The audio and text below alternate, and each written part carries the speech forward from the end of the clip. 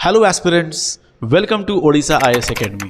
मैं दानिश फराज एक बार फिर से आपके सामने मौजूद हूँ इन्वायरमेंट का पार्ट 2 लेकर के।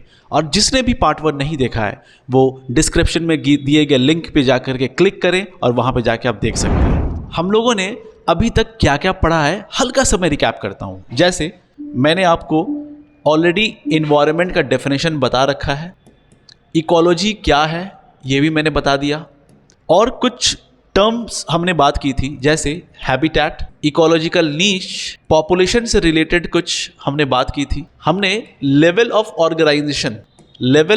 ऑर्गेनाइजेशन जिसमें सबसे पहले आता है इंडिविजुअल्स, फिर पॉपुलेशन, उसके बाद कम्युनिटी, फिर इकोसिस्टम, उसके बाद बायोम्स और बायोस्फीयर।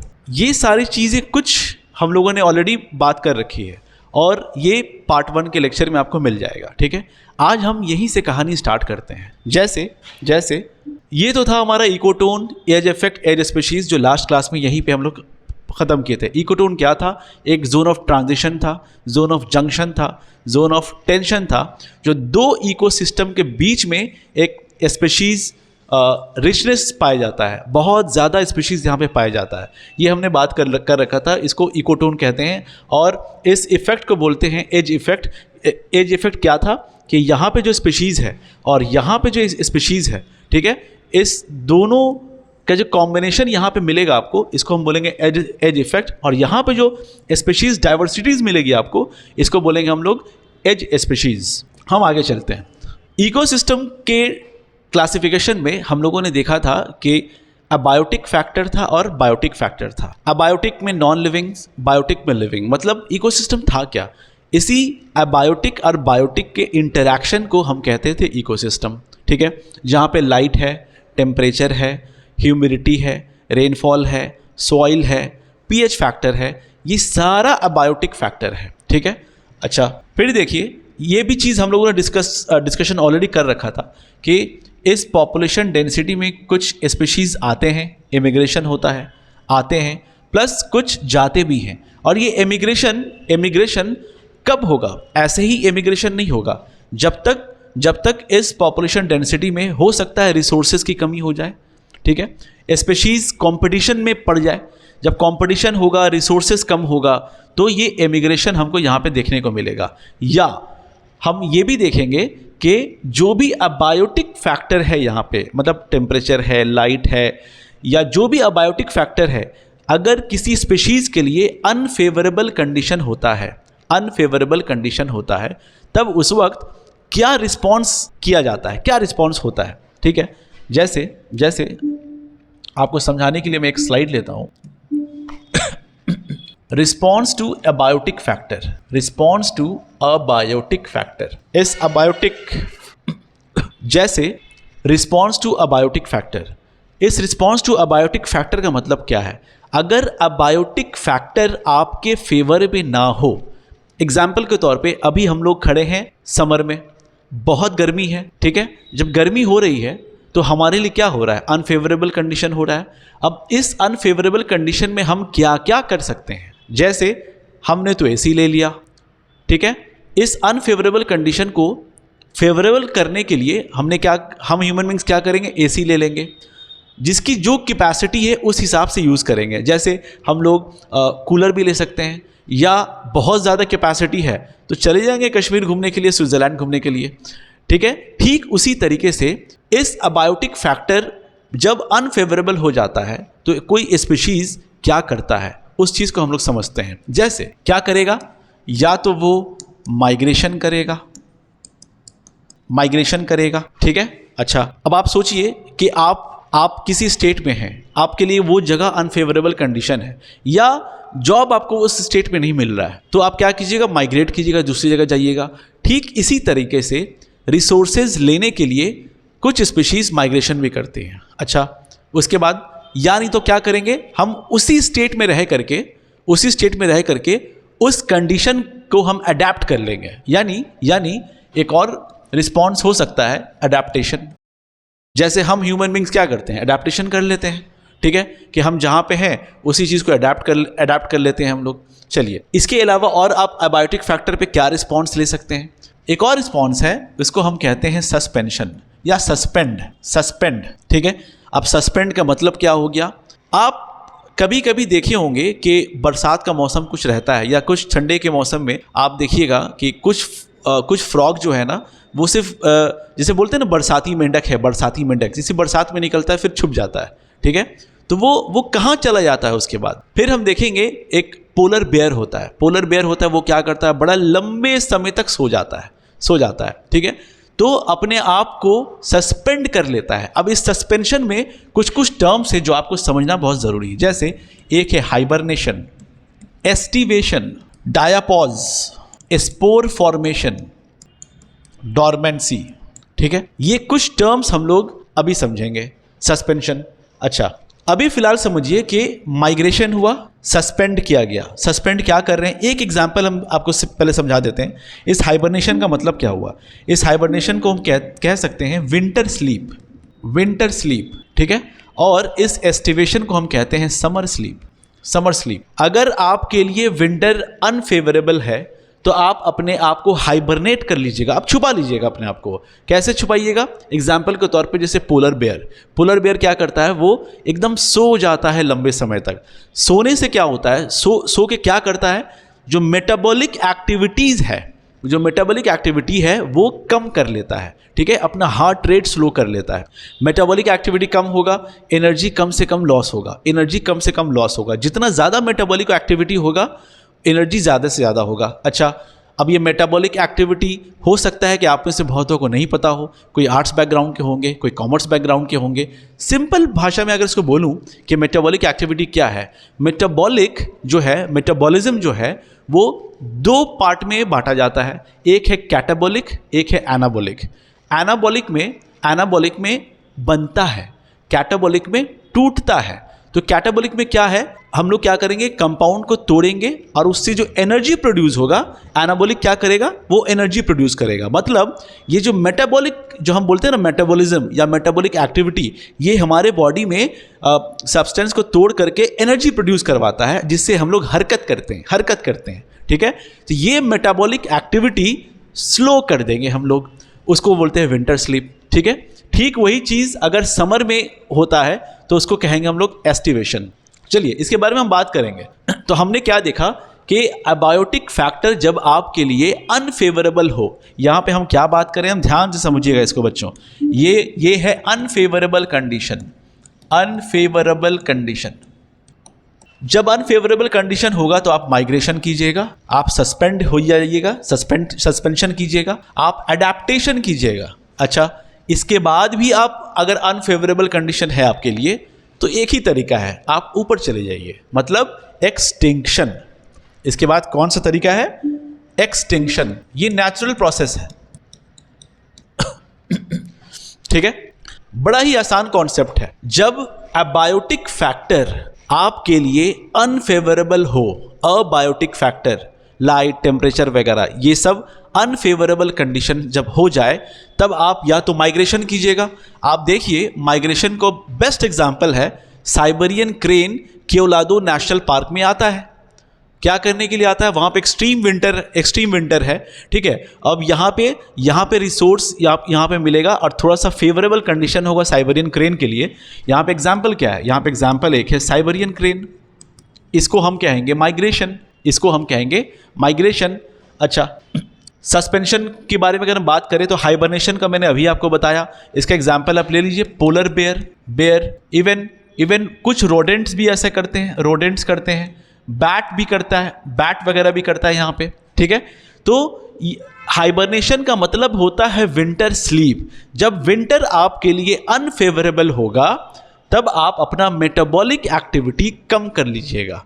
जब मेटाबॉलिक एक्टिविटी जब कम कर लेंगे तो उससे क्या होगा? हीट लॉस कम होगा और ज़्यादा दिन तक आप सर्वाइव कर पाइएगा। विंटर स्लीप में खास तौर से हम कहते हैं आपको कि विंटर, ठंडे के मौसम में आप नोटिस करेंगे कि ठंडे के जहाँ पे एकदम पोलर एरिया है, जैसे बेयर की बात करेंगे हम, तो उसके हाथ जो है ना, हाथ पैर जो है छोटे छोटे होंगे, कान वगैरह छोटे छोटे होंगे, जो टेल होता है ना वो भी छोटे छोटे होंगे। क्यों? जितना ज़्यादा बड़ा होगा उतना ज़्यादा हीट लॉस होगा। अच्छा, बॉडी साइज लार्ज होगा, बॉडी साइज यहाँ पे लार्ज होगा, याद रखिएगा। क्यों? क्योंकि उसको हीट को लॉस नहीं करना है, ठीक है। मूवमेंट जब होगा ना, मूवमेंट हाथ पैर से होता है, ठीक है, कान वगैरह बड़ा होगा तो यहाँ से हीट लॉस होता है। विंटर में उनको हीट चाहिए ताकि वो सर्वाइव कर सके, ठीक है। तो इसको हम कहते हैं hibernation. Aestivation, summer sleep. Summer sleep में भी सेम चीज़ है। यहाँ पे एग्जाम्पल होगा फिश होगा, स्नेल होगा। यहाँ पे एग्जाम्पल क्या होगा, कुछ फिशेज होंगे और स्नेल वगैरह यहाँ पे आपको दिखने को मिलेगा, ठीक है। एस्टिवेशन। अच्छा, डायापॉज किसको बोलते हैं? डायापॉज उसको बोलते हैं जैसे लोअर ऑर्गेनिज्म में जैसे जू प्लैंक्टन भी अपना जो है रिप्रोडक्शन बंद कर देगा, वो भी एकदम चुप शांत से रहेगा। इसको बोलेंगे हम लोग डायापॉज। रिप्रोडक्शन बंद कर देगा, अपना रिप्रोडक्शन बंद कर देगा तो क्या होगा, इसका मेटाबॉलिक एक्टिविटीज भी कम हो जाएगा इस वक्त, ठीक है। प्लस हम देखेंगे स्पोर फॉर्मेशन जैसे कुछ एल्गीज वगैरह में, बैक्टीरिया, फंजाइज वगैरह में, ये क्या रिप्रोडक्शन के वक्त जब अनफेवरेबल कंडीशन होगा तो एक रिप्रोडक्शन स्टेज आता है जहाँ पे स्पोर बनता है, और ये जो स्पोर फॉर्मेशन होगा ये थिक होता है। ये थिक स्पोर जो बनता है ये हार्श कंडीशन में सर्वाइव कर पाता है, ठीक है। यानी स्पोर फॉर्मेशन करके एल्गी, बैक्टीरिया, फंजाई वगैरह स्पोर्स को फॉर्म करके वो हार्श कंडीशन में सर्वाइव कर पाता है। ये थिक होता है, ये इसको प्रोटेक्शन देता है। ये स्पोर उसको, बैक्टीरिया, फंजाई जो भी है उसको वो प्रोटेक्शन देता है, ठीक है। डॉर्मेंसी में क्या होगा, सीड्स वगैरह जो है जर्मिनेट ही नहीं होगा उस वक्त। जब सीड्स के लिए फेवरेबल कंडीशन जब तक नहीं आएगा तब तक वो जर्मिनेट नहीं होगा। ये नेचुरल इकोसिस्टम का चीज़ है जो बैलेंस करके रखता है। तो ये कुछ टर्म्स है जो आपको समझना बहुत ज़रूरी है, ठीक है। इसका एग्जाम्पल आप बहुत सारा मिलेगा। हाइबरनेशन आप खुद भी आप सर्च करके आप इसको चेक कर सकते हैं, ठीक है। नाउ हाइबरनेशन हम लोगों ने देखा, एस्टिवेशन हम लोगों ने देखा, डायापॉज हम लोगों ने देखा। डायापॉज जू प्लैंक्टन में हो रहा है नॉर्मली। स्पोर फॉर्मेशन हमने आपको बताया कि एल्गी वगैरह, बैक्टीरिया, फंजाई में हो रहा है। प्लस डॉर्मेंसी हमारा वो सीड्स जो जर्मिनेट नहीं करेगा उस पे हो रहा है। और कुछ लोअर ऑर्गेनिज्म में डॉर्मेंट हो जाता है। डॉर्मेंट हो जाना, अपने आप को रोक लेना, सस्पेंड कर देना कुछ पल के लिए। अच्छा, अब ये जो माइग्रेशन और सस्पेंशन है ये क्या परमानेंट मेथड है कि रिस्पॉन्स टू अ बायोटिक? ना, ये है शॉर्ट पीरियड के लिए, ये है शॉर्ट पीरियड के लिए, ठीक है। ये जो है हमारा अडेप्टेशन, ये जो है हमारा एक्सटिंक्शन, ये है लॉन्ग पीरियड के लिए। और एक्सटिंक्शन तो लॉन्ग पीरियड के लिए क्या है, मतलब जब आपके पास अनफेवरेबल कंडीशन होगा तो लास्ट में आप एक्सटिंक्ट ही कर जाइएगा। तो ये जो चीज़ है ना, ये हमारे लिए, ये हम बोलेंगे लॉन्ग पीरियड के लिए, लॉन्ग पीरियड के लिए। अब हम अडेप्टेशन की अगर बात करें तो अडेप्टेशन एक मॉर्फोलॉजिकल अडेप्टेशन होता है, फिजियोलॉजिकल अडेप्टेशन होता है और बिहेवियरल अडेप्टेशन होता है। क्या क्या मैं बोल रहा हूं, इसको ध्यान से समझेंगे। अडेप्टेशन में हमको मॉर्फोलॉजिकल अडेप्टेशन होता है, फिजियोलॉजिकल अडेप्टेशन होता है और बिहेवियरल अडेप्टेशन होता है, ठीक है। मॉर्फोलॉजिकल अडेप्टेशन का एग्जाम्पल अगर हम बात करें तो क्या होगा, जैसे जिराफ के नेक का बढ़ना ऊंचे दरख्त को खाने के लिए, ये क्या हो रहा है, ये मॉर्फोलॉजिकल अडेप्टेशन हो रहा है, ठीक है। अगर हम बात करें फिजियोलॉजिकल अडेप्टेशन की तो आप देखेंगे नॉर्थ अमेरिका के कैंगारू रैट जो है वो जिस जगह पे रहता है वो डेजर्ट इलाका है और उसको पानी मिलता नहीं है, ठीक है। ठीक उसी तरह हमारे डेजर्ट एरिया में जैसे कैमल वगैरह है, ठीक है, उसको डेजर्ट में ही रहना है, उसको भी पानी मिलता नहीं है। प्लस हम ये भी देखेंगे कि नॉर्मल जो फॉरेस्ट होता है हमारा और डेजर्ट एरिया में जो फॉरेस्ट होता है, डेजर्ट में तो फॉरेस्ट होता ही नहीं है। सबसे पहली बात, डेजर्ट में जो भी प्लांट्स होते हैं उनके फीचर्स में ही बहुत बड़ा चेंजेस होता है, ठीक है, चेंजेस होता है। उस चीज़ को भी हम लोग देखेंगे। अभी मैंने क्या पहले बोला कि मॉर्फोलॉजिकल चेंजेस में जिराफ वाली में बात कर रहा हूँ, ठीक है, जिराफ वाली में बात कर रहा हूँ। तो मॉर्फोलॉजिकल चेंजेस में हम देखेंगे कि व्हेन ट्री ग्रूज हायर, जब दरख्त बहुत ज़्यादा ऊंचा होता है तब क्या होगा, the giraffe neck got longer, ठीक है, जिराफ का नेक जो है बढ़ जाएगा। प्लस हम देखेंगे कि डेजर्ट वाले एरिया में हम देखेंगे स्पाइंस वगैरह होता है। जो लीफ है ना, लीफ जो पत्ता होता है ना, पत्ता कन्वर्टेड इनटू स्पाइन्स, कांटा की तरह, और पत्ता यहाँ के तो मोटा मोटा भी होता है। क्यों होता है, ध्यान से समझिएगा। एक वर्ड है बच्चों, ट्रांसपिरेशन। ट्रांसपिरेशन किसको कहते हैं? जिनको नहीं पता है एकदम ध्यान से सुन लो, कुछ नहीं है। हमको पता है कि हमारा पेड़ पौधा जो है पानी नीचे से लेता है, ठीक है, पानी नीचे से लेता है। जो नीचे से लेता है उसको बोलते हैं कैपिलरी एक्शन। कैपिलरी एक्शन की वजह से ऊपर आता है। जाइलम पेड़ में मौजूद रहता है।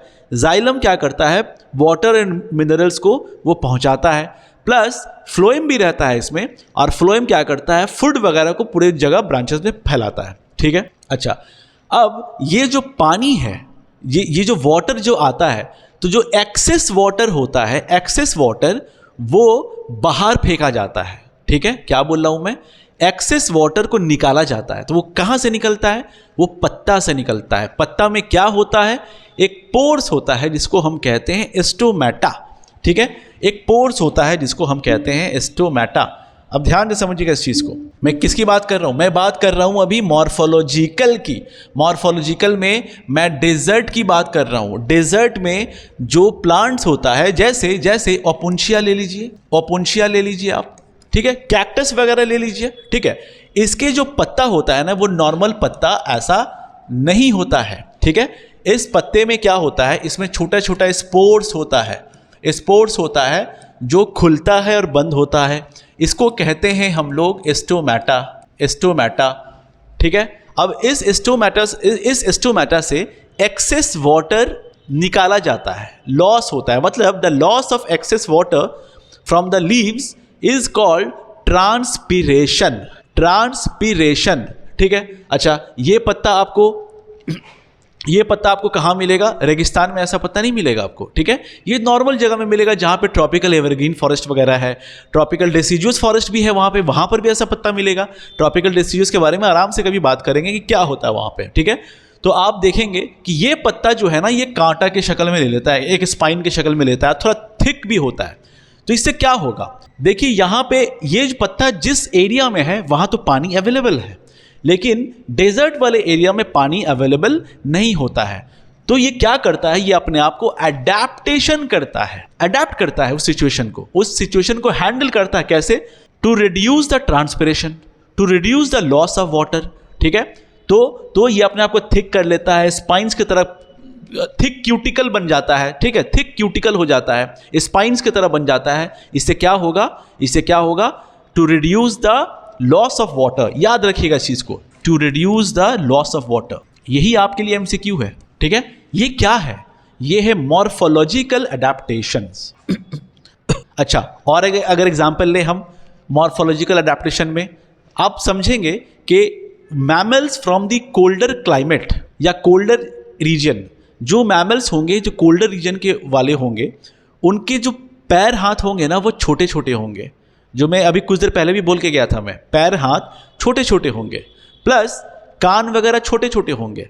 हम देखेंगे हमारे हाथी, हमारे जो एलिफेंट हैं, उनके कान बड़े बड़े होते हैं, ठीक है। तो मैं आपको बात कर रहा हूँ मॉर्फोलॉजिकल अडेप्टेशन कैसे हो रहा है। विंटर वाले जगह में, एक्सट्रीम कोल्ड वाले जगह में, तुंद्रा रीजन में, यानी हमारा ये प्यारा प्लैनेट अर्थ है, प्लैनेट के एकदम पोल के पास जो इलाका है तुंद्रा रीजन में, उसके नीचे फिर टाइगा रीजन में, वहाँ पे हम देखेंगे पोलर बेयर कहीं कहीं का मिलेगा, उसके पैर छोटे होंगे, ठीक है। वहाँ के जो भी स्पीशीज़ होंगे ना, अगर वुल्फ की बात करेंगे, दुम थोड़ा छोटे होंगे, ठीक है। प्लस हम देखेंगे कान वगैरह छोटे छोटे होंगे। तो इससे क्या होता है, इससे वो लोग to reduce the heat loss, to minimise the heat loss, body large होगा ताकि हीट बॉडी में रहे, लेकिन जो मूवमेंट से जो हीट लॉस होता है वो ना हो पाए, ठीक है। इसी वजह से तो विंटर में पोलर बियर अपने आप को क्या करते हैं, हाइबरनेशन कर लेते हैं, सो जाते हैं, वो लंबा सोते हैं वो, ठीक है।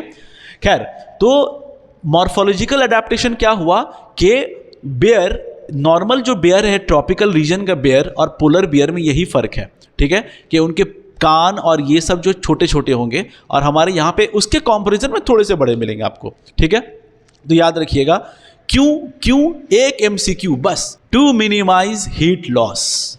हम क्या बोल रहे हैं, to minimise heat loss, to minimise heat loss.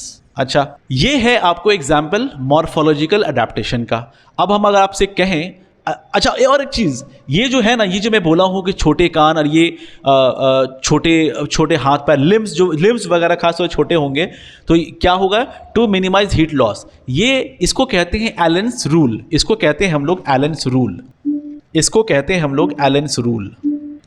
ये भी आपके लिए एमसीक्यू है, एलेंस रूल, याद रखिएगा याद रखिएगा। तो एलेंस रूल बेसिकली क्या है कि mammals from colder climates generally have shorter ears and limbs to minimise heat loss. This is nothing but Allen's rule. ठीक है, चलिए अब आप समझ लीजिए, अगर एलिफेंट की बात करें तो एलिफेंट के बड़े बड़े कान क्यों होते हैं? एलिफेंट के कान का बहुत सारा फंक्शन है। जैसे एलिफेंट का जो ईयर है वो फ्लैप करते हैं, ठीक है, उससे अपना इमोशंस जाहिर करते हैं एलिफेंट, प्लस कम्युनिकेट भी करते हैं। तीसरी चीज़, दे डोंट स्वेट। ये जो हाथी पूरे होते हैं सब, बहुत सारे, वो सब स्वेटिंग नहीं करते हैं, तो अपना हीट लॉस कैसे करेंगे? वो अपना हीट लॉस ऐसे ऐसे करेंगे, फ्लैप करके करेंगे। ठीक है, अच्छा, हम लोग क्या करते हैं? हम लोग अपने आप का अडेप्टेशन कैसे करते हैं? हमारा तो कांस्टेंट टेम्परेचर है अंदर में, ठीक है, ठंडी आती है तो हम शिवर करते हैं ताकि हीट प्रोड्यूस हो, और जब गर्मी होती है तो हम स्वेटिंग करते हैं ताकि हीट हमारा लॉस हो, ठंडा महसूस हो हमको। ठीक है, तो ये सब क्या है? ये सब एक तरीके का अडेप्टेशन है, याद रखिएगा इस चीज़ को, इसको हम कहते हैं अडेप्टेशन। अच्छा, अब हम अगर बात करें आपसे कि फिजियोलॉजिकल, मैं स्लाइड चेंज करता हूँ, मैं बात कर रहा हूँ अडेप्टेशन की। अडेप्टेशन में मैंने आपको बताया मॉर्फोलॉजिकल, जहां पे मैंने आपको एग्जाम्पल दिया जिराफ का, ठीक है, जहां पे मैंने आपको एग्जाम्पल दिया मैमल्स का, मैमल्स का कोल्डर क्लाइमेट, कोल्डर रीजन का, ठीक है, जहां पे मैंने आपको एग्जाम्पल दिया डेजर्ट के प्लांट का, अपोन्शिया का, स्पाइन्स बन जाता है। ठीक है, अब हम समझेंगे फिजियोलॉजिकल बिहेवियर, फिजियोलॉजिकल अडेप्टेशन। ठीक है, फिजियोलॉजिकल अडेप्टेशन। अब फिजियोलॉजिकल अडेप्टेशन क्या होता है? फिजियोलॉजिकल अडेप्टेशन, जैसे मैंने अब एक एनिमल का, एक स्पीशीज का नाम लिया था, कैंगारू रैट, एक स्पीशीज का नाम लिया था हमने आपके सामने एक स्पीशीज का हमने नाम लिया था कैंगारू रैट। अब ये कैंगारू रैट नॉर्थ अमेरिका में है, ठीक है। अच्छा, ये कैंगारू रैट जहाँ पे है ये यहाँ पे एक्सटर्नल वाटर रिसोर्सेज बहुत ज़्यादा नहीं है, मतलब पानी की थोड़ी सी कमी है। तो ऐसे जगह में पानी की क्यों कमी है? क्योंकि यहाँ पे डेजर्ट है, यहाँ पे एक डेजर्ट है नॉर्थ अमेरिका में। अच्छा, अब डेजर्ट जब है यहाँ पे तो कैंगारू रैट को पानी चाहिए, लेकिन पानी जब नहीं मिलेगा तो वो क्या करेगा? माइग्रेशन कर लेगा? नहीं। सस्पेंशन कर लेगा? नहीं। सारे के ये फीचर्स नहीं है, ये पॉसिबल ही नहीं है कि आप एक शहर में रह रहे हैं, अगर आपको कुछ वहाँ पे नहीं मिला तब आप खाली माइग्रेट करते जाओ, ये पॉसिबल ही नहीं है। तो अपने आप को अडेप्टेशन करेंगे। तो अडेप्टेशन ये स्पीशीज कैसे करेगा? ये अडेप्टेशन क्या करेगा? ये अपने बॉडी में जो फैट है उसको ऑक्सीडाइज करेगा, मतलब इंटरनल ऑक्सीडेशन करेगा, और फैट का जो बाई प्रोडक्ट्स निकल के आता है ना, वो आता है पानी मेरे बच्चों। वो पानी वो यूज़ करता रहेगा, फिर कभी चल के कहीं पर भी पानी मिलेगा फिर इसको यूज़ करेगा, लेकिन इसे लंबे समय तक वो पानी इंटरनल ऑक्सीडेशन किसका? फैट को ऑक्सीडाइज किया जाता है। ठीक है, तो याद रखिएगा ये पानी का रिक्वायरमेंट कहाँ से फुलफिल करता है? Internal fat oxidation. तो इंटरनल फैट ऑक्सीडेशन से ये अपना वाटर का रिक्वायरमेंट पूरा कर लेता है। ठीक है, अब जब ना माइग्रेशन कर पाएंगे, ना सस्पेंशन कर पाएंगे, ना अडेप्टेशन कर पाएंगे, तो एक ही चीज हो सकता है, एक्सटिंक्शन।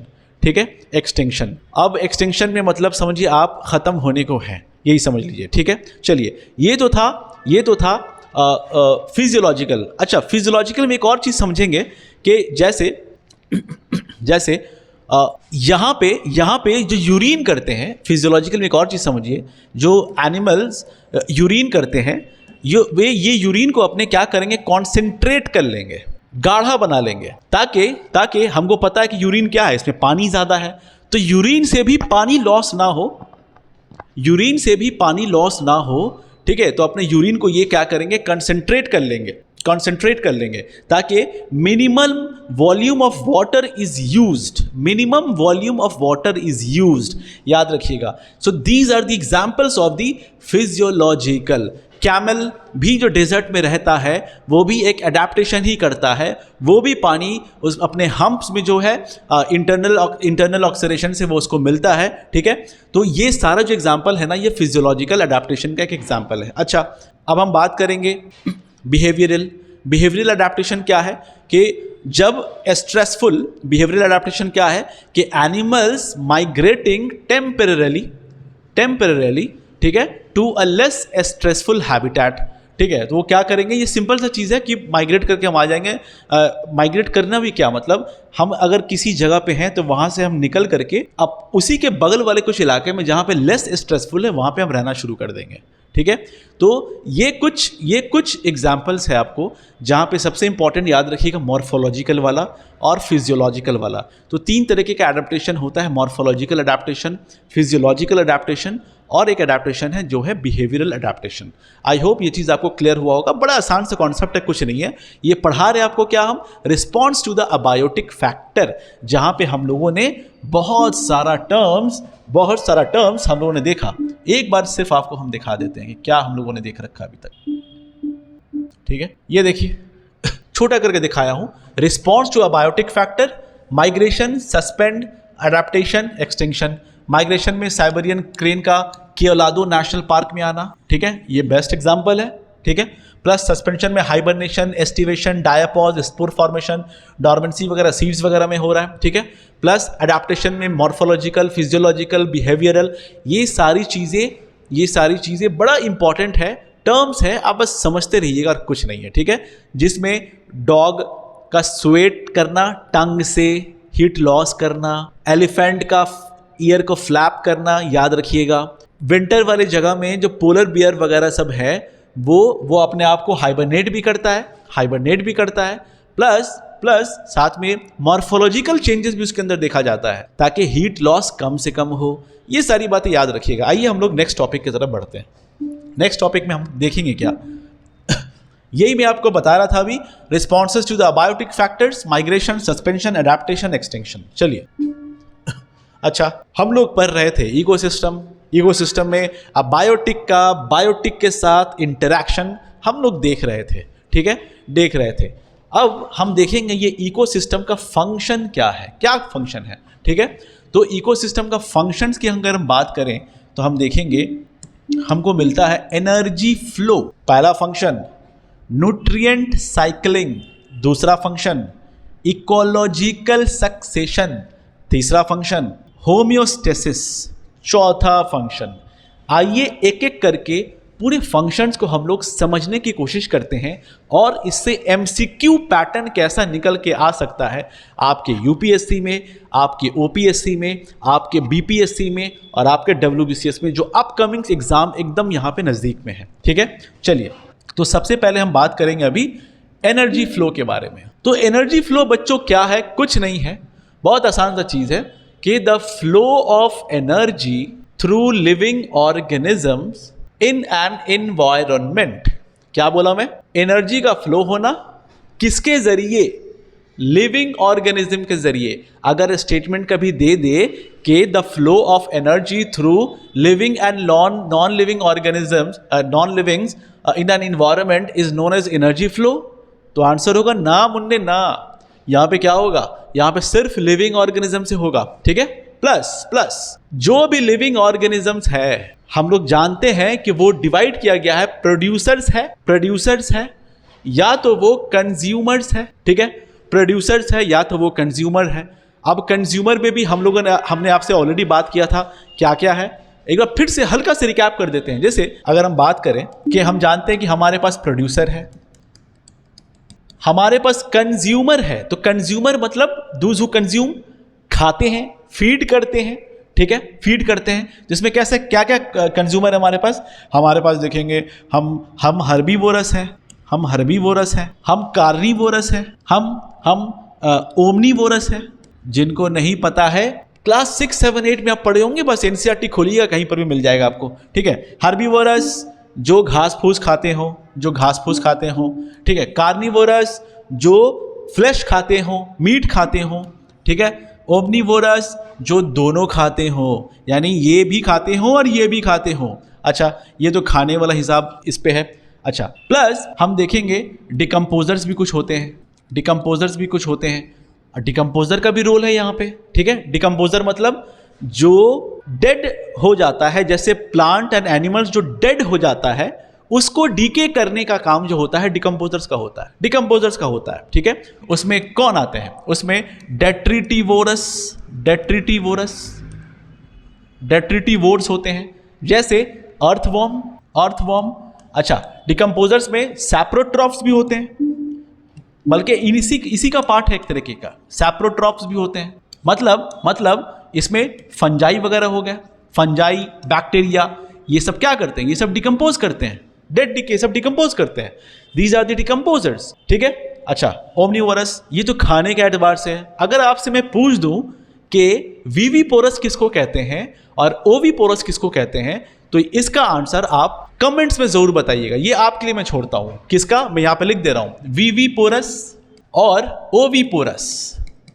अच्छा, एग्जाम्पल के साथ बताइएगा, ठीक है। मैं कहानी को आगे बढ़ाता हूं, मैं कहानी को आगे बढ़ाता हूं। हम बात कर रहे थे एनर्जी फ्लो की, चलिए एनर्जी फ्लो की।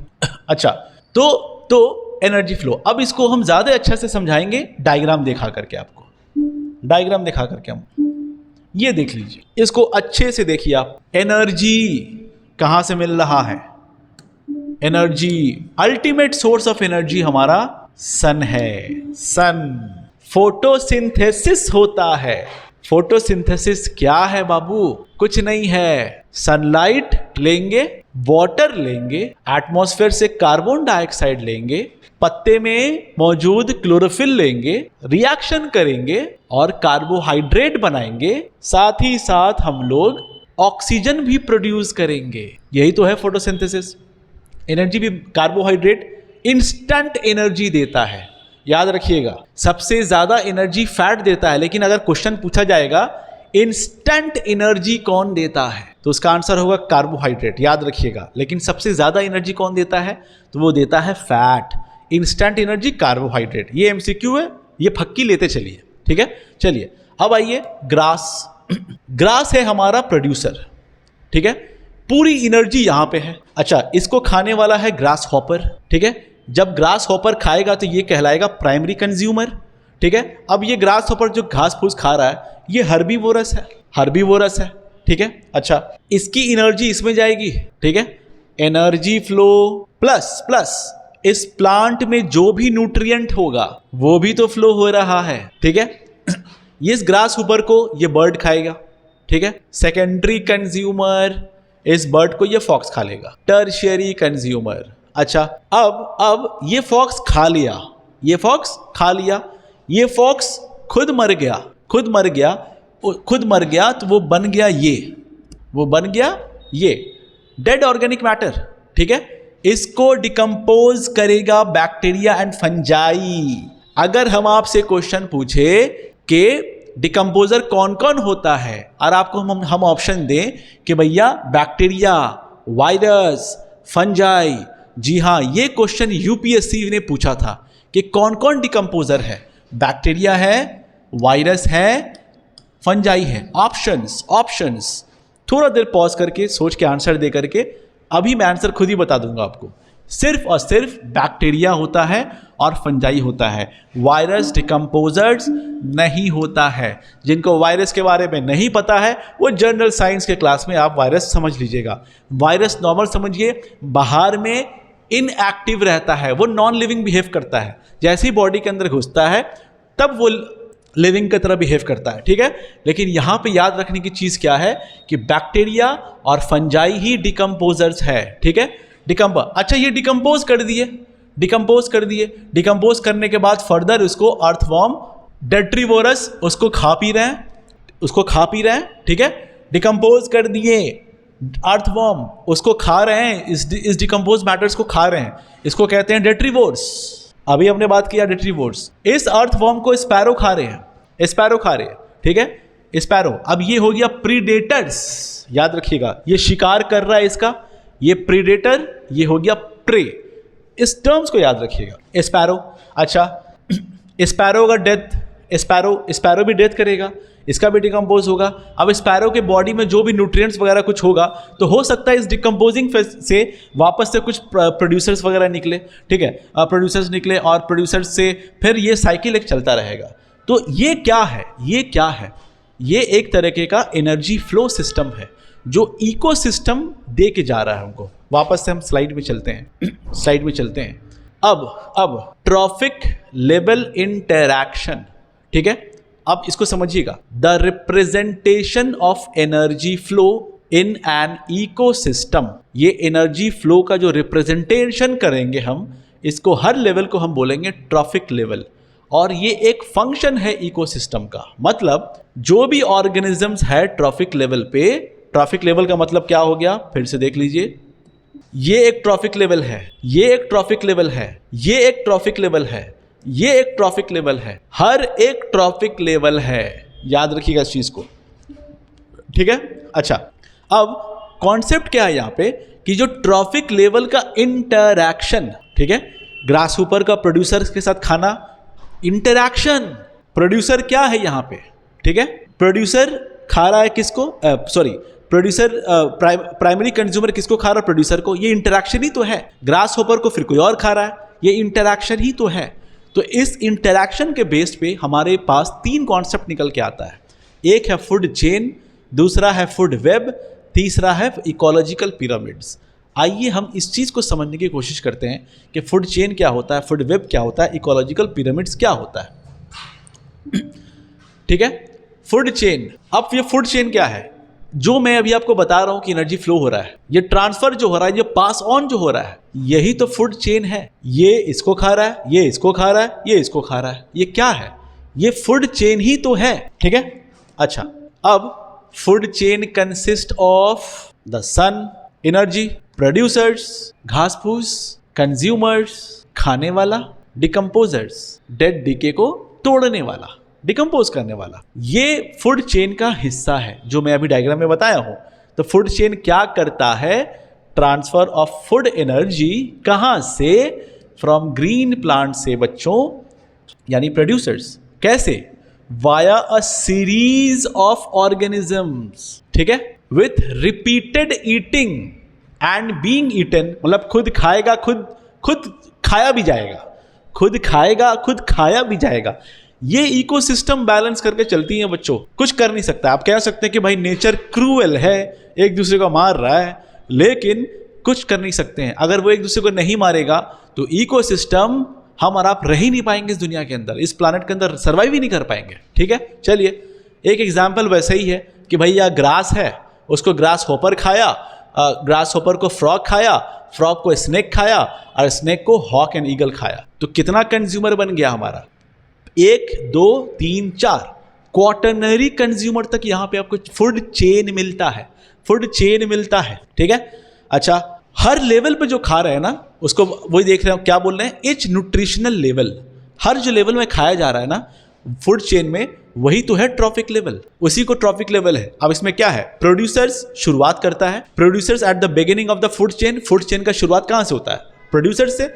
और एपेक्स में क्या होता है? प्रीडेटर्स, जो खाने वाला है, अल्टीमेट शिकारी, प्रीडेटर्स, ठीक है। चलिए, ये कुछ बातें थी फूड चेन में, जहां पे MCQ याद रखिएगा, डिकम्पोजर्स में बैक्टीरिया और फंजाई होते हैं, ये सैप्रोट्रॉफ्स हैं, ये डेट्रीवोर्स हैं, ठीक है, ये सैप्रोट्रॉफ्स है, ये बैक्टीरिया एंड फंजाई है जो डिकम्पोज करते हैं। ये डेड डिकम्पोज होने के बाद इसको खाते हैं, यानी ये एनर्जी यहाँ चली जाती है, यहाँ चली जाती है, ये एनर्जी यहाँ चली जाती है। तो ये डेट्रिटस, डेड डीके से, यहाँ पे डेड डीके से शुरू होता है ये साइकिल, ठीक है। This is about food chain. बहुत प्यारा सा कॉन्सेप्ट है, लेकिन यूपीएससी वालों ने, यूपीएससी ने फूड चेन के ऊपर भी क्वेश्चन पूछा है। हम आपको क्वेश्चन दिखाएंगे जरूर, आंसर उसका आप कमेंट बॉक्स में जरूर दीजिएगा। चलिए हम आते हैं फूड वेब। फूड वेब बाबू कुछ नहीं है, जो फूड चेन है तो हम कहेंगे मल्टीपल फूड चेन, ठीक है। ऐसा फूड चेन मल्टीपल हो और एक दूसरे से इंटरकनेक्टेड हो। क्या बोला मैं? मल्टीपल फूड चेन एक दूसरे से इंटरकनेक्टेड हो, वेब की तरह बन जाएगा, इसी को कहेंगे हम लोग फूड वेब। फूड वेब, ठीक है। अब देखिए, इसको खाने वाला 1 2 नहीं है, ये भी खाएगा, ये भी खाएगा, ये भी खाएगा, ये भी खाएगा, ये भी खाएगा, ये भी खाएगा। तो इसके साथ एक फूड चेन कुछ बनेगा। देखिए ये इसको खा रहा है, ये इसको खा रहा है, ठीक है, लेकिन इसको कौन कौन खा रहा है? ये भी खा रहा है, ये भी खा रहा है, ये भी खा रहा है, ये भी इसको खा रहा है, ठीक है। मैं एक एग्जांपल के साथ समझाऊंगा। आपके पास ऑप्शंस बहुत है खाने के लिए। आज आपको हो सकता है मन करे कि भिंडी की भाजी खाएं, कुछ साग सब्जी खाएं। कल हो सकता है जो मीट खाने वाले हैं वो हो सकता है कि चिकन खाएं या मटन खाएं, जो नहीं खाने वाले हैं वो सिर्फ वेज खाएं। मैं किसी को भी ठेस नहीं पहुंचाना चाहता हूं, क्योंकि इस प्लानट के अंदर हर तरीके के लोग हैं खाने वाले हैं। बस मैं सिर्फ एग्जाम्पल के लिए समझाने की बात कर रहा हूँ, ठीक है। अगर मेरी बात से ठेस पहुंची हो तो पहले से मैं सॉरी बोल देता हूँ। चलिए मैं यहाँ पे क्या बोल रहा हूँ, मैं हमारे पास ऑप्शंस बहुत है खाने के लिए। तो ये फूड वेब जितना ज़्यादा बड़ा होगा उतना इकोसिस्टम के लिए अच्छा होगा। क्यों? आप इमेजिन करें कि आप सिर्फ रोटी और भिंडी ही खाते हैं, ठीक है। भिंडी के अलावा और कुछ मिलता ही नहीं आपको खाने के लिए। अगर भिंडी खत्म हो जाए तो क्या होगा? आप तो भूखे मरिएगा फिर, ठीक है। तो याद रखिएगा, फूड वेब जितना ज़्यादा होगा, जितना ज़्यादा बड़ा होगा, डाइवर्सिटी इसमें जितना ज़्यादा होगा उतना इकोसिस्टम के लिए अच्छा है। एक भी कुछ इंटरमीडिएट से गायब करेंगे तो इकोसिस्टम डिस्टर्ब होना शुरू हो जाएगा। देखिए, अ food web is made up of multiple interconnected food chains, ठीक है। फूड वेब रिप्रेजेंट क्या करता है? All the possible energy flow path. ये फंक्शन ही तो है इकोसिस्टम का। अब बायोटिक इंटरैक्शन हो रहा है, एक दूसरे से भी इंटरैक्शन हो रहा है, यही तो इकोसिस्टम है। एक दूसरे से भी इंटरैक्ट करना प्लस अबायोटिक फैक्टर से भी इंटरैक्ट करना, this is ecosystem. And this is I am telling you the functions of the ecosystem, जिसमें से हम एक फूड वेब अभी आपको बता रहे हैं। ये लाइन बड़ा इंपॉर्टेंट लाइन है बच्चों। If one of the intermediate food chain is removed, the chain subsequent connections will be severely impacted. अगर इस चेन में से कुछ हम हटा देते हैं तो इम्पैक्ट पड़ेगा। इसके पास जो ज़्यादा ऑप्शन था वो कम हो जाएगा। अगर वो खत्म होगा तो फिर और प्रॉब्लम पैदा होगी, ठीक है। खैर, ये है फूड वेब। अगर एमसीक्यू की बात करें तो फूड वेब क्या होता है? मल्टीपल फूड चेन का interaction, this is food web. Food chain क्या होता है? एनर्जी फ्लो जो हो रहा है आपका, एक चेन एनर्जी फ्लो जिसको रिप्रेजेंट करते हैं हर ट्रॉफिक लेवल पे, उसको कहते हैं फूड चेन। बस और कुछ नहीं समझना है। कहानी को आगे बढ़ाते हैं बच्चों। अच्छा, ये तो मैं पहले भी बता चुका हूं। चलिए, अच्छा, अब ये समझिए पहले से कुछ लोग रह रहे हैं, कुछ और आ गए। इंटरैक्शन, ठीक है। अब इस इंटरैक्शन में क्या हो सकता है? या तो एक दूसरे की मदद करेंगे या तो एक दूसरे को मार डालेंगे, यही होगा। इसी इंटरैक्शन को हम कहते हैं पॉपुलेशन इंटरैक्शन। आइए, एकदम बेस अब बहुत ही इंपॉर्टेंट कॉन्सेप्ट है ये पॉपुलेशन इंटरैक्शन का, जो हम समझने जा रहे हैं। अच्छा, क्या है ये population interaction? Two species population interaction. हम आपको इजी से स्टार्ट करते हैं। ये देखिए, प्रीडेशन। अभी हमने आपको कुछ देर पहले बताया कि जो स्पैरो है वो है प्रीडेटर, अर्थवॉर्म जो होगा वो होगा प्रे। तो जो शिकार करता है वो प्रीडेटर होगा और जो शिकार किया जाएगा जिसका वो होगा प्रे, ठीक है। अच्छा, तो आप देख लीजिए यहाँ पे example, lion predatory to on deer. Discovery channel में हम लोग देखा करते हैं, लायन जो है डियर को खाता है। लायन हो गया प्रीडेटर, डियर हो गया प्रे। अब यहाँ पे समझने वाली बात क्या है? ये सिंबल है प्लस माइनस और एक सिंबल है जीरो। जहां पे प्लस का सिंबल है इसका मतलब है उसको फायदा हो रहा है, जहां पे माइनस का सिंबल है इसका मतलब है उसको नुकसान हो रहा है, ठीक है। अब यहां पे देखिए, लायन प्लस, वो खा रहा है डियर को, डियर हो गया माइनस, इसी चीज को ऐसे समझिएगा, ये है प्रीडेशन। अच्छा, पैरासाइटिज्म। अब ये पैरासाइट्स क्या है? पैरासाइट्स में भी देख लीजिए, एक प्लस एक माइनस। अच्छा, अब आपसे मैं सवाल पूछूं, मच्छर हमें काटता है आकर के, ठीक है। मच्छर हमें काटता है और हमारा खून को चूस लेता है। क्यों चूसता है? क्या किसी को पता है? तो क्या मॉस्किटो को हम पैरासाइट्स बोलेंगे? पैरासाइट्स क्या है? दूसरे के ऊपर में फीड करते हैं, ठीक है। तो क्या मॉस्किटो को हम पैरासाइट्स बोलेंगे?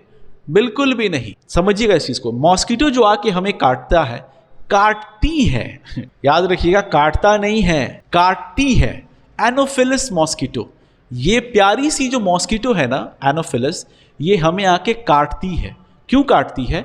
इनका रिप्रोडक्शन का स्टेज होता है जिसमें इनको प्रोटीन और आयरन चाहिए होता है। Again I am repeating this word, आप इसको नोट कर ले, ये MCQ है। मॉस्किटो जो आके काटती है हमें, एनोफिलस मॉस्किटो, वो उनको प्रोटीन चाहिए होता है और आयरन चाहिए होता है जो हमारे ब्लड में रहता है। अब वो जो काटती है अपने रिप्रोडक्शन के लिए, खाने के लिए नहीं, इसलिए वो पैरासाइट्स नहीं कहलाएगा, ठीक है। प्लस वो जब काटती है ना तो उसके अंदर बहुत सारा पैरासाइट्स रहता है जिसमें एक नाम है Plasmodium vivax.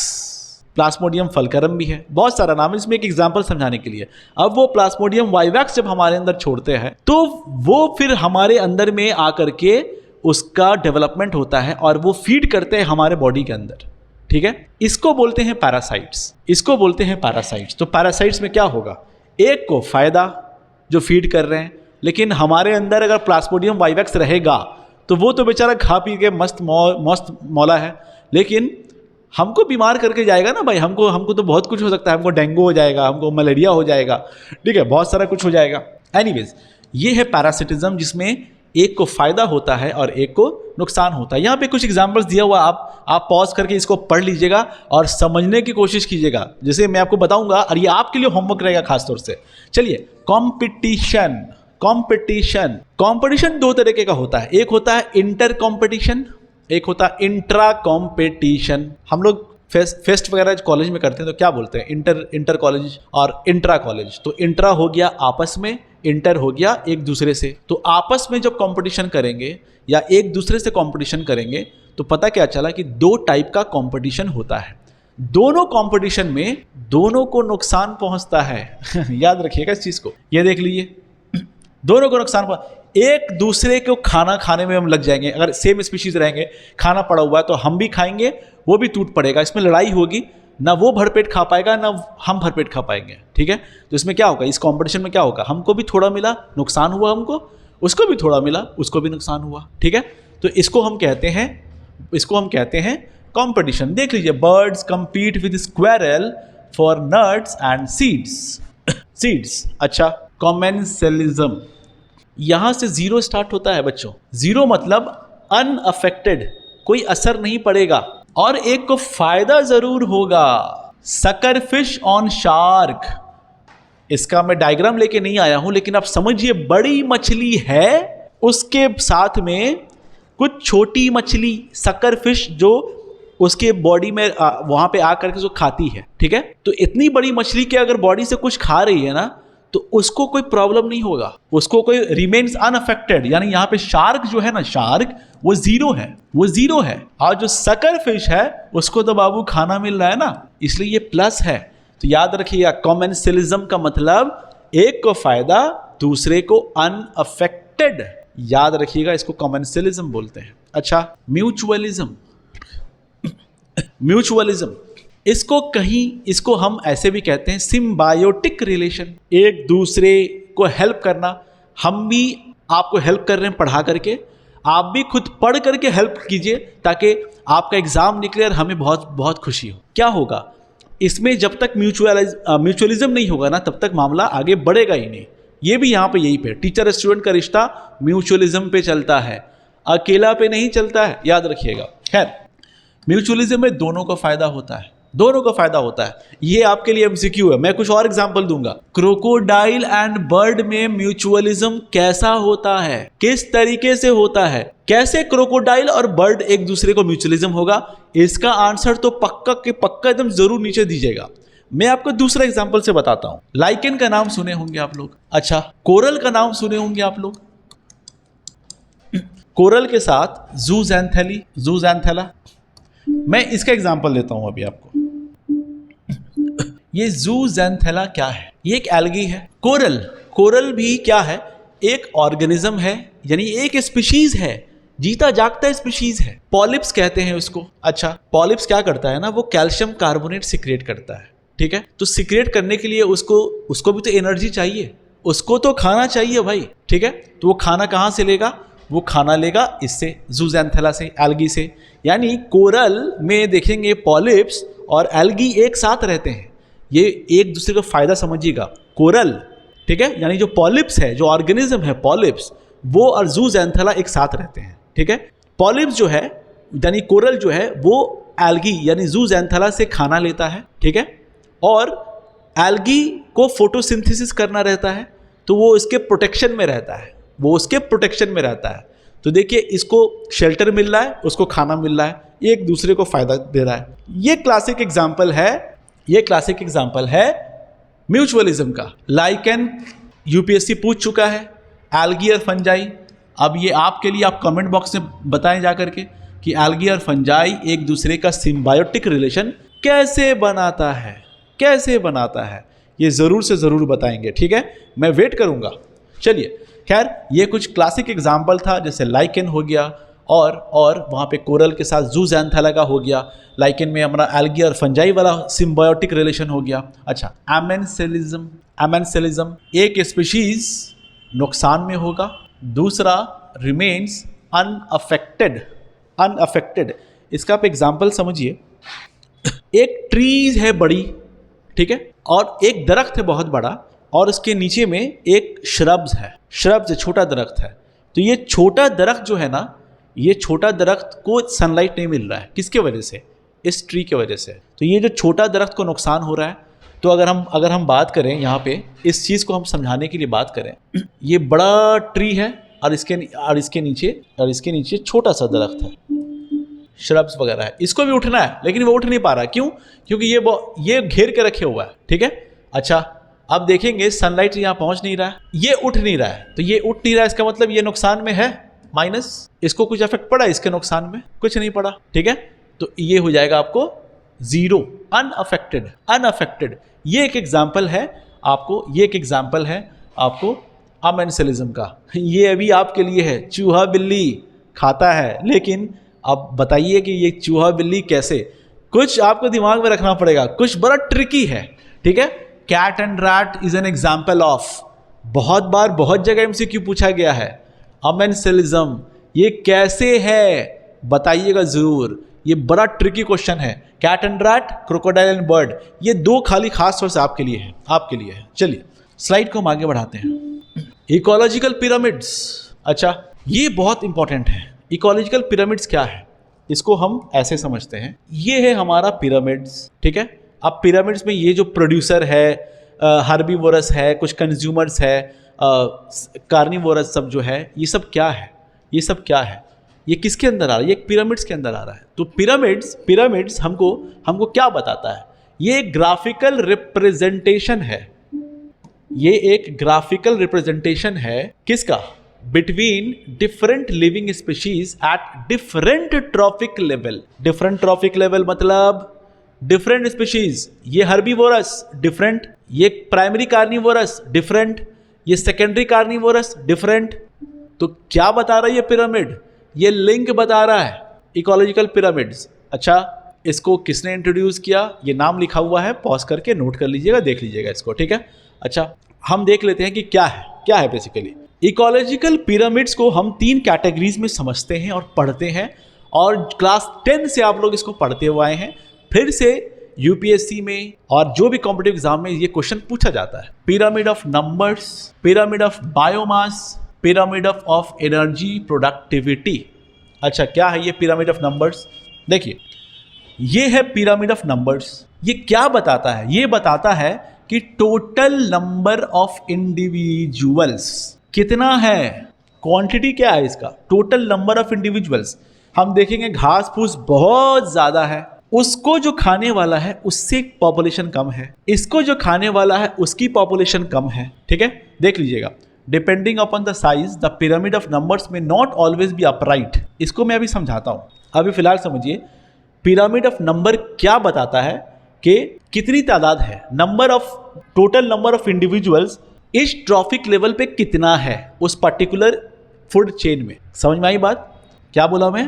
Total number of individuals कितना है, तो इसके कंपैरिजन में ये कम है, इसके कंपैरिजन में ये कम है, इसके कंपैरिजन में ये कम है, इसके कंपैरिजन में ये कम है, ठीक है। अच्छा, ये जो है, ये जो दिया हुआ ना, ये ग्रासलैंड का है, ये ग्रासलैंड इकोसिस्टम का पिरामिड है। तो ये पिरामिड आपको कैसा दिख रहा है? सीधा, इसको हम बोलेंगे अपराइट, सीधा अपराइट। देख लीजिए, क्या बोल रहा हूं मैं? ग्रासलैंड इकोसिस्टम में पिरामिड ऑफ नंबर अपराइट होता है, सीधा होता है। अच्छा, पॉन्ड इकोसिस्टम में आइए, यहां पर भी प्रोड्यूसर्स वगैरह है, कुछ प्लांट्स वगैरह है। इसको कुछ मछलियां खाने वाली होंगी, उसकी तादाद कम होगी। इससे जो बड़ी मछली होगी उसकी तादाद कम होगी। इसके ऊपर जो खाने वाला होगा वो उससे भी कम होगा। पानी के अंदर जितनी तादाद है उतनी तो होगी नहीं। तो ये भी पिरामिड क्या बन रहा है? ये पिरामिड कहाँ बन रहा है? ये बन रहा है पॉन्ड में, ये बन रहा है पॉन्ड में, ये बन रहा है ग्रासलैंड में। तो बाबू एमसीक्यू क्या हुआ? पिरामिड ऑफ नंबर, पहला एमसीक्यू पिरामिड ऑफ नंबर क्या बताता है? Total number of individuals in each trophic level. दूसरा एमसीक्यू, ग्रासलैंड में और पॉन्ड इकोसिस्टम में पिरामिड्स अपराइट है, अपराइट है। तो इन्वर्टेड कहाँ है? उल्टा कहाँ है? फिर उल्टा किसको बोलेंगे? ऐसे बोलेंगे, ऐसे बोलेंगे उल्टा। ठीक है, आइए उल्टा हम देखते हैं कहाँ है। ये ग्रासलैंड इकोसिस्टम के बारे में और पॉन्ड इकोसिस्टम के बारे में हल्का से कुछ बताया गया। जो मैंने बताया वही चीज़ यहाँ पे लिखा हुआ है। आप पॉज करके इसको पढ़ लीजिएगा, मैं इसको आगे बढ़ाता हूँ। ठीक है, सब लिखा हुआ है कि ये इसको खा रही है, हर्बीवोरस है, ये प्राइमरी कार्निवोरस है, सेकेंडरी कार्निवोरस है, टॉप कार्निवोरस है। ठीक है, ये पूरा लिखा हुआ है। तो क्या है? With each higher trophic level the number of individual decreases. ये स्टेटमेंट आपको कभी भी पूछा जा सकता है। ये स्टेटमेंट क्या पूछा जा सकता है कि and with respect to the pyramid of number, which statement is correct? क्या स्टेटमेंट रहेगा? with each higher trophic level the number of individuals increases। अच्छा, वहां पे मेंशन कर देगा कि पॉन्ड इकोसिस्टम में या ट्री इकोसिस्टम में। ठीक है, ये समझिएगा। तो ये स्टेटमेंट याद रखिएगा। ये कहाँ का है? लेकिन ये इंडिविजुअल इंक्रीजेस डिक्रीजेस कहाँ का है? ये ग्रासलैंड का है और पॉन्ड इकोसिस्टम का है। लेकिन जैसे ही हम यहां पे आएंगे, यहां पे पिरामिड ऑफ नंबर क्या होगा? The individuals is increased. देख लीजिए, यहां पे एक ही प्रोड्यूसर है, एक ट्री। इस एक में कुछ चिड़िया आके बैठेगी, हर्बीवोर्स, कुछ भी हर्बीवोर्स वगैरह। ठीक है, अच्छा, इस चिड़िया में बहुत सारी पैरासाइट्स होगी, इसकी तादाद ज्यादा। इस पैरासाइट्स में कुछ हाइपर पैरासाइट्स होगी जिसको नजर नहीं आ रहा है। मेरी बात सुन लीजिए खाली। ठीक है, पिक्चर थोड़ा सा फटा हुआ है लेकिन बात पे वजन होनी चाहिए, बस, और कुछ नहीं। प्रोड्यूसर्स एक ट्री, इसके ऊपर कुछ चिड़िया, बर्ड्स, 4-5 ही बैठेंगे ना इतनी बड़ी ट्री में, एक ट्री में। अच्छा, इस बर्ड्स के अंदर बहुत सारा पैरासाइट्स, उसके बॉडी में लिपटा हुआ पैरासाइट्स। इस पैरासाइट्स में बहुत सारा हाइपर पैरासाइट्स। तो क्या पता चला कि जैसे ही हम इस इधर से ऊपर जा रहे हैं तो population, total number of individuals in each level is increasing. ये बहुत पैरासाइट्स है, ये बहुत हाइपर पैरासाइट्स है, बहुत छोटा छोटा बना हुआ है, बहुत बना हुआ है। ये है इसके अंदर, इसको ये खा रहा है, और इसके अंदर ये बैठे हुए, इसके कुछ खाना पीना ले रहा है, अपना फल वल कुछ भी खा रहे हैं, अपना चिड़िया वगैरह। ठीक है, तो क्या समझ में आया आपको कि ट्री इकोसिस्टम में पिरामिड्स इन्वर्टेड है। क्या है? इन्वर्टेड। अच्छा, एक और ले लीजिए, ट्री इकोसिस्टम में स्पिंडल शेप्ड भी होता है। इस ट्री में कुछ चिड़िया बैठी हुई है, इस चिड़िया को बड़ी चिड़िया उठ करके खा ले रही है आकर के। ये क्या? फिर इसकी तादाद कम हो गया। स्पिंडल शेप में क्या हो रहा है? Producers, total number of individuals single, फिर एपेक्स में जाकर के जो कार्निवोर्स वाला जो है हमारा, वो भी सिंगल। ठीक है, तो ये शेप कैसा बन रहा है? स्पिंडल शेप बन रहा है। ये कैसा शेप बन रहा है? स्पिंडल शेप बन रहा है।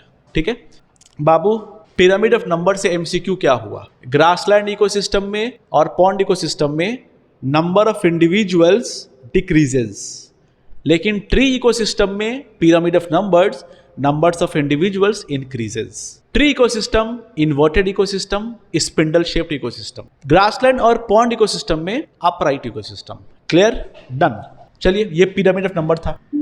अच्छा, पिरामिड ऑफ बायोमास क्या है? By collecting all organisms occupying each trophic level and measuring their dry weight. Dry weight क्या है? ये प्रोड्यूसर है, इसका कुछ मास होगा। ठीक है, इसको खाने वाला, इसका कुछ मास होगा, इसको खाने वाला, इसका कुछ मास होगा। तो आपको क्या लग रहा है? एक घास फूस जो इतना बड़ा फैला हुआ है उसका बायोमास तो ज्यादा होगा ना? ज्यादा होगा। अच्छा, इसको खाने वाला उसी पे तो चल रहा है जिसको खा रहा है, तो उसका बायोमास तो ऐसे भी कम होगा। और इसको खाने वाला, यानी पॉपुलेशन जैसे जैसे कम होगी ना उसके बायोमास, पॉपुलेशन भी क्या, इस ट्रॉफिक लेवल पे जो इंडिविजुअल्स है उसका बायोमास हम देखेंगे कम होता जाएगा। इससे कम पॉपुलेशन है शेर का, तो इसका कम शेर तो कम बायोमास, ज़्यादा पॉपुलेशन ज़्यादा बायोमास। तो पता क्या चला कि टेरेस्ट्रियल इकोसिस्टम में, ये कैसा इकोसिस्टम है? ज़मीनी इकोसिस्टम है, ठीक है। टेरेस्ट्रियल इकोसिस्टम में पिरामिड्स अपराइट होता है बायोमास में भी, ठीक है। अच्छा, एक्वाटिक सिस्टम में देख लीजिए, एक्वाटिक सिस्टम में भी प्रोड्यूसर्स है, जंगल झाड़ बहुत है, फाइटोप्लैंक्टन सब बहुत है, लेकिन उतना बायोमास नहीं है उसका। इसके कंपैरिजन में जो मछलियां इतनी है उनकी बायोमास बहुत ज्यादा है हर एक ट्रॉफिक लेवल पे। ये किसकी बात कर रहा हूं मैं? ये जमीन की नहीं, पानी के अंदर की बात कर रहा हूं मैं, ठीक है। इसका बायोमास कम, उससे ज्यादा इसका बायोमास, इससे ज्यादा इसका बायोमास, ठीक है। जितनी बड़ी बड़ी मछली उसका वेट तो ज्यादा ही होगा ना भाई, सिंपल सा है। हम आसान लैंग्वेज में बता रहे हैं बस, और कुछ नहीं है। तो बायोमास में आपको क्या समझना है कि एक्वाटिक इकोसिस्टम में ये उल्टा है, यानी इन्वर्टेड है। Biomass increases in the aquatic ecosystem, biomass decreases in the terrestrial ecosystem। Clear है? डन। MCQ के साथ बताया हूं मैं आपको अभी। चलिए, एनर्जी फ्लो तो पढ़ना ही है, यही एनर्जी फ्लो है इसमें। एनर्जी, अब क्या हो रहा है कि भाई ये है प्रोड्यूसर, इसमें पड़ी सनलाइट, 100% एनर्जी गया। इस 100% एनर्जी में आप समझिए 1000% गया, 1000% होता नहीं है, लेकिन हमको एक समझाने के लिए बोल रहे हैं कि 1000 एनर्जी गया और कुछ वो यूज करके उसके पास 100% बचा, ठीक है। अच्छा, इसको ये खाया, इसके पास एनर्जी ट्रांसफर हुआ। कितना ट्रांसफर हुआ? 10%। इसको बोलते हैं लिंडमैन्स लॉ क्या बोलता है कि हर ट्रॉफिक लेवल पे 90% एनर्जी लॉस होती है या यूज होती है और 10% एनर्जी पास होता है। पेड़ पौधा का एनर्जी इस पे जाएगा 10%, ये खाएगा, ये इसका एनर्जी 1% इसके पास जाएगा, इसको खाएगा ये जाएगा इसके पास, ठीक है। इसको कहते हैं हम लोग, देख लीजिए 10%, ठीक है, loss of original energy as it climbs higher up the pyramid. आप सिर्फ समझिए, जैसे ही आप ऊपर जाइएगा पिरामिड के तो 10% लॉस होगा। और ये जो एनर्जी फ्लो है ना, पूरा एनर्जी फ्लो जो पढ़ रहे हैं, ये है यूनिडायरेक्शनल, वापस नहीं आएगा, याद रखिएगा। ये है यूनिडायरेक्शनल, दिस इज यूनिडायरेक्शनल, ठीक है। अच्छा, तो ये याद, इसमें MCQ क्या है? Pyramid of energy is always upright. दूसरा MCQ, लिंडमैन्स लॉ कहते हैं कि भैया पास होगा 10% करके, ठीक है। एनर्जी डिक्रीज होगा। अच्छा, क्या इनफाइनाइट ट्रॉफिक लेवल होगा? बिल्कुल भी नहीं होगा, ठीक है। कुछ ही पल में जाकर के, क्योंकि 0.00001 तो कुछ होगा ही, एनर्जी नहीं बचेगा, तो सिंपल सा बात है, ये इनफाइनाइट एकदम नहीं जाएगा, ये कहीं पे जाके रुक जाएगा, ठीक है। ये है पिरामिड ऑफ एनर्जी। अच्छा, यही चीज यहां पे लिखी हुई है, पॉज करेंगे, पढ़ लेंगे, कुछ नहीं है, जो बोल दिया हूं बस वही हकीकत है। जाके एग्जाम में कीजिए, इन्फॉर्म कीजिए कैसा गया पेपर, जो भी एग्जाम आप देने जाएंगे। चलिए, अच्छा, इसमें एक और चीज है, जैसे मैंने बोला कि इस फूड चेन में भाई प्रोड्यूसर्स से ले रहे हैं एनर्जी, खा रहे हैं, तो एनर्जी जो ले रहे हैं तो क्या ले रहे हैं साथ में? एनर्जी के साथ न्यूट्रिएंट्स भी ले रहे हैं। अच्छा, जब न्यूट्रिएंट्स जब लेंगे, सॉइल से ही तो न्यूट्रिएंट्स है, तो आपको नहीं लगता है कि आज के डेट में प्रोड्यूसर्स, जो भी हम लोग भी खाते पीते हैं, साग सब्जी वगैरह, उसमें जहर मिल रहा है? कैसे जहर मिल रहा है भाई? खाद छींटते हैं हम लोग, फर्टिलाइजर्स वगैरह यूज करते हैं, इंडस्ट्री में जो बनता है वो सब तो प्योर तो है नहीं। ऑर्गेनिक फार्मिंग तो है ही नहीं सही से। ऑर्गेनिक फार्मिंग के ऊपर अभी प्रमोशन चल रहा है, लेकिन हर जगह तो नहीं मिलता है हमें। अच्छा, फिर भी हम समझेंगे इस चीज़ को कि एक फूड चेन में हम आपको फूड चेन ही के पास ले जाते हैं तो ज़्यादा अच्छा रहेगा। हम आपको फूड चेन में ले जाते हैं। अभी इमेजिन कर ले, ये एक फूड चेन है, ठीक है, ये एक फूड चेन है, या ये फूड चेन में हम ले चलते हैं आपको। चलिए, इस फूड चेन में ये जो खा रहे हैं कोई भी, या हम लोग जो भी खा रहे हैं, या हम लोग भी जो खा रहे हैं, तो हम लोग जहर भी तो खा रहे हैं ना। हम देख रहे हैं फर्टिलाइजर्स वगैरह हो गया। अच्छा, जहाँ पे जो सॉइल साग सब्जी उग रही है, साग सब्जी अगर की बात करें हम, उग रहा है वहाँ पे, तो वहाँ पे हम देखेंगे कि जो न्यूट्रिएंट्स कमी है उस बेस फर्टिलाइजर बनता है, तो वो फर्टिलाइजर में तो फर्टिलाइजर भी तो प्योर एकदम नहीं रहता ना, वो जो इंडस्ट्री से बनता है वो तो केमिकल्स ही रहता है। तो केमिकल जब रहता है तो इसमें ऑब्जॉर्ब होगा, इसमें ऑब्जॉर्ब होगा, ये इसको खाएगा, इसमें ऑब्जॉर्ब होगा, ये इसको खाएगा, मतलब ये इसको खाएगा, ये इसको खाएगा। तो क्या लग रहा है, ये न्यूट्रिएंट्स भी तो पास हो रहा है, ठीक है, लेकिन ये न्यूट्रिएंट्स क्या है, इसमें जहर भी तो मिला हुआ है। तो ये जो जहर का पास होना, जहर का जमा होना हर ट्रॉफिक लेवल पे, इसको बोलेंगे बायो एक्यूमुलेशन। इसको हम कहेंगे बच्चों बायो एक्यूमुलेशन। ये देख लीजिए, बायो एक्यूमुलेशन किसको कहते हैं भाई, is the gradual accumulation of pollutants, chemicals, ठीक है, किस में, इन एन ऑर्गेनिज्म में, इन एन ऑर्गेनिज्म में, याद रखिएगा, ठीक है। चलिए अब इसको आप रोक करके पढ़ लीजिएगा। इसकी एग्जांपल लीजिए, डीडीटी, ये क्या है, ऑर्गेनिक पॉल्यूटेंट पर्सिस्टेंस, पीओपी है। ऑर्गेनिक पॉल्यूटेंट्स ये क्या है, आप सिंपल से समझिए, डीडीटी छिड़का जाता है, वो पेड़ प्रोड्यूसर में जाता है, प्रोड्यूसर को कोई खाता है, वो डीडीटी का कंपोनेंट प्राइमरी कंज्यूमर में भी जाएगा, सेकेंडरी कंज्यूमर में जाएगा। तो ये इसको कहेंगे हर लेवल पे बायो एक्यूमुलेशन। और कितना कॉन्सेंट्रेशन में गया है, इसको कहेंगे हम बायो मैग्निफिकेशन।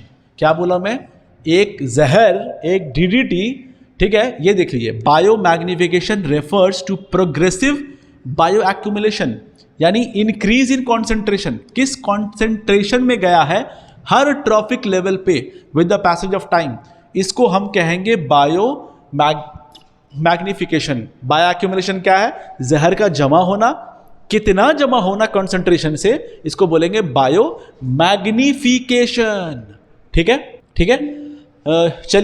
चलिए आज का ये पार्ट 2 हम यहीं पे ख़त्म करते हैं। आप इसको आराम से देखिएगा। नेक्स्ट जो हमारा टॉपिक होगा वो होगा फंक्शंस ऑफ इकोसिस्टम का, न्यूट्रिएंट साइकिलिंग, रिसाइकलिंग जो होगा, जहाँ पे हम बात करेंगे आपके साथ नाइट्रोजन कैसे रिसाइकल होता है, उसकी चक्र व्यू कैसे चलता है, ऑक्सीजन का कैसे चलता है, कार्बन का कैसे चलता है, ये सारी चीज़ हम इस पर बात करेंगे, ठीक है। तब तक के लिए खुश रहिए, पढ़ते रहिए, एग्ज़ाम निकालिए, जॉब लीजिए, सैलरी लीजिए और सब में खुशियाँ बांटिए। Bye bye, take care.